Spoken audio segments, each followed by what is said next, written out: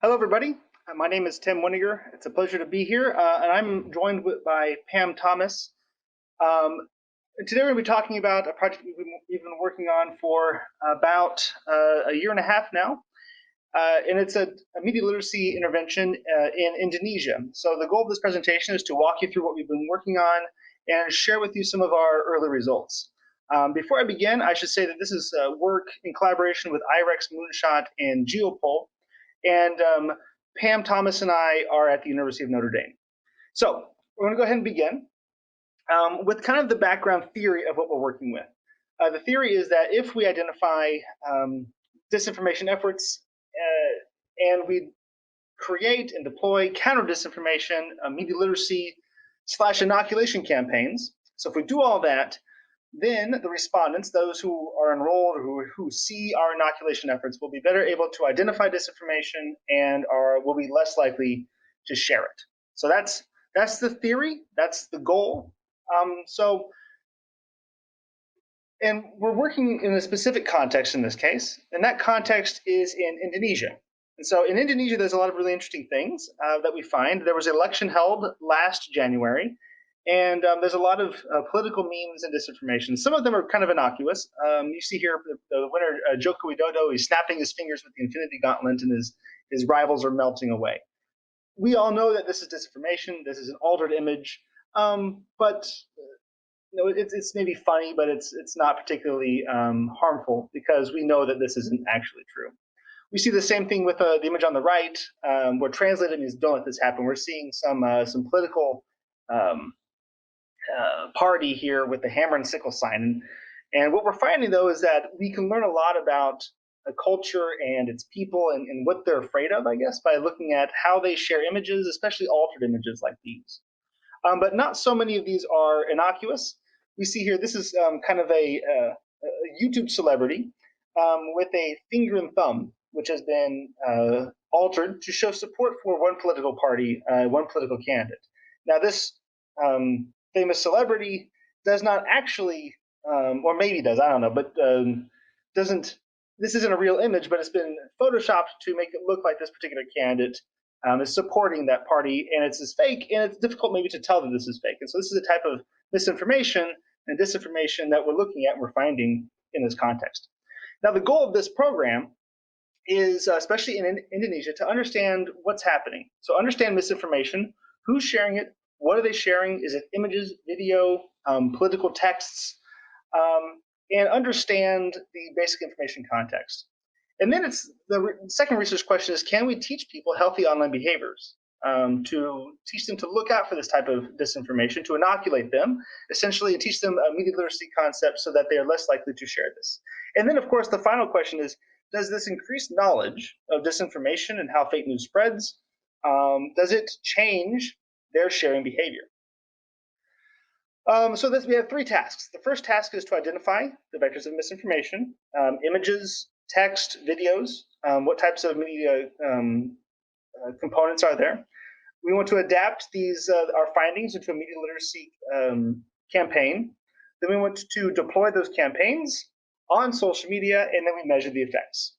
And as we're doing this, we're continuing to optimize what types of campaigns, what types of inoculations are helpful, and which one works the best. So one way to do this is we've created a website, literacymediasocial.id. The idea is that a user engages with this information. We get ideas about who these people are. Then step two is we intervene. We share with them our inoculation techniques or our social media literacy campaigns and redirect them away from their disinformation searches towards the media literacy content and the inoculation content. We do this in a couple of different languages, of course, and the goal is to measure the effects. This is what the top line results look like. We see that we received almost 20 million views, impressions we call it, and the click-through rate is we've received about 183,000 page views of our content. And oh, by the way, about 35,000 weekly probe and hack attempts. So this is where I'm going to leave you. Up next is Pam Thomas to talk a little bit about some of our more specific findings. So I'm going to put my mask on and then head out so she can come over and give you the rest. Thank you. Yeah.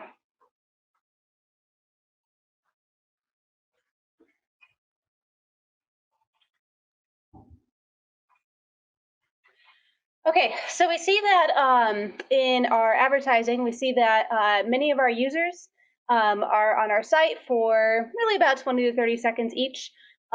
We see that we have a lot of ads coming through from different social media platforms. We see that Twitter users are actually on the site the most at about 35 seconds. We also see that GIFs are also very effective in increasing the click-through rate for our site as well. So some of our results. So first of all, we surveyed people, through ads. We then gave them the opportunity to go to our website, and then later we surveyed these same people again. And so what we did is we asked the people, do you remember seeing our website? We had a treatment group. The treatment group was actively engaging in disinformation. The comparison group was not, and so we asked them the same questions. So we see that just asking the question, do you know about disinformation? We see that before our treatment group, 38% of individuals did not know what disinformation was. We saw that as a result of going to our website, that afterwards, 76% of individuals knew what disinformation is. So obviously, this is self-reported, but for those that were actively engaging in disinformation tactics, we see a significant increase in them knowing what disinformation was. We also see that this effect is less pronounced in those that don't remember going to our website. And then in the comparison group, we don't see as much of a huge effect. Finding, I find it difficult to say what information is true or not online. We see that there is a change in our treatment groups. So those that remember our website have less of a time being able to tell what is real and what is not online. Those that do not don't, and the comparison group is not quite as you don't see as much of an effect. We also see that in deploying our site, we also gave another survey question where we asked individuals 4 questions, 2 of which we asked them if we gave them 1 true, 1 misleading, and 2 false headlines, and we asked them to identify if the headline was true or not. We see that the individuals are, after going to our site, we see that they are 13% more likely to identify misinformation headlines as such. So here we actively measured, were they able to actively point out, is this misinformation or not? And they were able to do so. So in our conclusions, we see that Indonesia has transitioned from a dictatorship to a democracy fairly well, but they still have a lot of issues in social media. We found that WhatsApp and Facebook are also main sources of misinformation in Indonesia, and so we need to be able to tackle those. So thank you very much.